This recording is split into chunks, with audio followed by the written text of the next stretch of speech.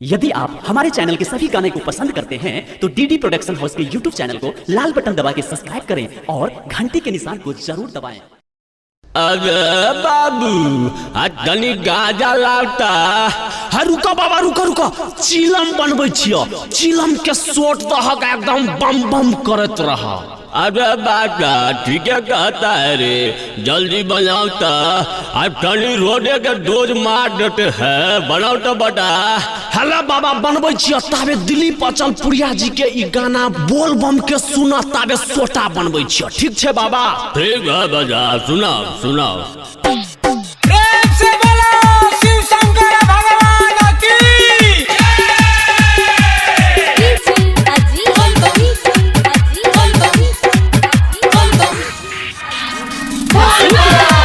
Presented by DD Production House, Sakri। बाबा नगरिया चल कंवरिया बोल बम कहत चल। बाबा नगरिया चल कंवरिया भोला के बुट्टी चढ़ाई लियो रे। भांग गाजा चिलम में भर का इतना रोजे के डोज चढ़ाई लियो रे। इतना रोजे के डोज चढ़ाई लियो रे। इतना रोजे के डोज चढ़ाई लियो रे। बाबा नगरिया चल कंवरिया बोल बम कहत चल। बाबा नगरिया चल कंवरिया भोला के बुट्टी चढ़ाई लियो रे। भांग गाजा चिलम में भर का इतना रोजे के डोज चढ़ाई लियो रे। इतना रोजे के डोज चढ़ाई लियो रे। इतना रोजे के डोज चढ़ाई लियो रे। जय हो भोलेनाथ, जय हो भोलेनाथ। बोल बम, बोल बम। लचके कंवर गंगा जल बाबा के माथे चढ़ाए। जपी हर हर पीनू पहर भोला के नाम दोहराई राई। बोल बम कहत चल। लचके कंवर गंगा जल बाबा के माथे चढ़ाए। जपी हर हर तीनू पहर भोला के नाम दोहराए राई। बाबा अजूबा जैसा न दूजा बोल बम कहत चल। बाबा अजूबा जैसा न दूजा बचा के वाहन बनाई लियो रे। भांग गाजा चिलम में भर का इतना रोजे के डोज चढ़ाई लियो रे। इतना रोजे के डोज चढ़ाई लियो रे। इतना रोजे के डोज चढ़ाई लियो रे। जय हो भोलेनाथ, जय हो भोलेनाथ, जय हो भोलेनाथ।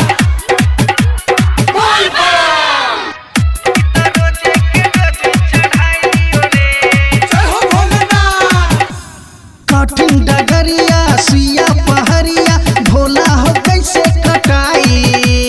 दिन दोपहरिया भोला दुवरिया भक्तन के भीड़ हो जाई। बोल बम कहत चल। कठिन डगरिया सुइया पहरिया भोला हो कैसे कटाई। दिन दोपहरिया भोला दुवरिया भक्तन के भीड़ हो जाई। चढ़ल सावन लगे सुहावन बोल बम कहत चल। चढ़ल सावन लगे सुहावन बस कैलाश में जमाई लियो रे। भांग गाजा चिलम में भर का इतना रोजे के डोज चढ़ाई लियो रे। इतना रोजे के डोज चढ़ाई लियो रे। इतना रोजे के डोज चढ़ाई लियो रे। जय हो भोलेनाथ, जय हो भोलेनाथ। बोल बम, जय हो भोलेनाथ। देवो के देव है महादेव